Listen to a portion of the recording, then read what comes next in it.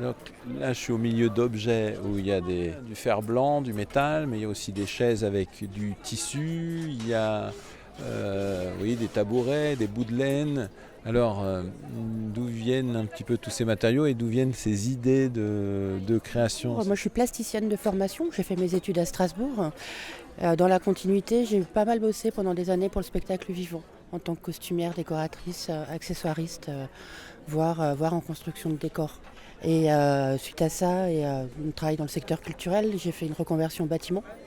Donc voilà, j'aime manier les outils, j'aime manier les matériaux. Je m'appelle Pomme, je suis bénévole à la ressourcerie. Ici, on est face à un atelier de réemploi créatif. C'est-à-dire que ma spécialité, généralement, c'est d'avoir l'autorisation de me servir dans les poubelles de la ressourcerie pour faire des nouvelles créations. Alors que ce soit pour donner une dernière chance à certains objets, ou bien pour en détourner d'autres, pour créer des objets créatifs, décoratifs ou de plaisir. Ce qui se passe ici, c'est que les gens se sont complètement appropriés l'atelier, que j'ai même plus besoin d'y être. C'est-à-dire qu'on est dans le transfert de savoir-faire, le transfert d'idées, les échanges et le faire ensemble. Et moi, c'est ce qui me plaît.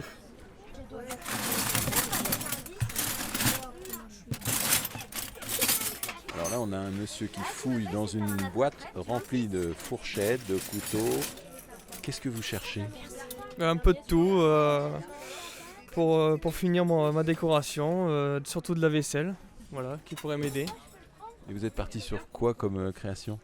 C'est un bibelot qui fait du bruit quand il y a du vent, je sais pas vraiment comment il s'appelle. Dans mes créations personnelles, j'étais sur du réemploi et du recyclage. Et à un moment, j'ai bossé pour un magazine de déco avec des propositions de réalisation d'objets. Et j'ai proposé de venir les réaliser à la ressourcerie. Entre autres pour bricoler sur place et permettre aux salariés de la structure, mais aussi aux salariés du chantier d'insertion, de venir, s'ils en avaient et envie et le temps, bricoler avec moi, simplement. Et ça fait 2 ans que j'ai initié ça et je suis toujours là. Je pense que pour moi, c'est essentiellement de l'échange, ne serait-ce que c'est un projet social à tous les niveaux. Puisqu'on peut dire que pour un créateur qui habite en pleine campagne isolée, venir à la ressourcerie, c'est aussi rencontrer des gens et c'est aussi faire partie d'un collectif. Je pense que les gens, dès qu'on leur propose, ils foncent, d'autant plus quand les matériaux qui servent à la création sont des matériaux destinés au rebut. Il n'y a pas de risque. On ne prend aucun risque à user de la matière, un cadre, de la peinture ou tout autre matériau d'art plastique qui serait onéreux. Ici, on peut repartir en ayant réalisé quelque chose d'un peu loufoque parce qu'avec des couverts, avec des vieilles perles, avec les râpes, les écumoires, les vieilles passoires, etc. Et je pense qu'il y a quelque chose de très ludique dans la proposition et qui est très déculpabilisante.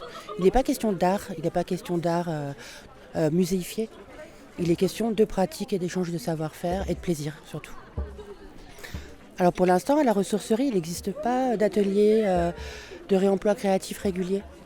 Moi, j'ai réalisé cette petite expo et cet atelier pour les quelques fois où il y a eu des événements, grandes ventes. À terme, j'aimerais beaucoup, pourquoi pas, si la ressourcerie ouvrait vers une perspective vraiment de regard créatif et artistique sur les objets. Et j'allais dire sur les personnes aussi, ça pourrait être un super projet.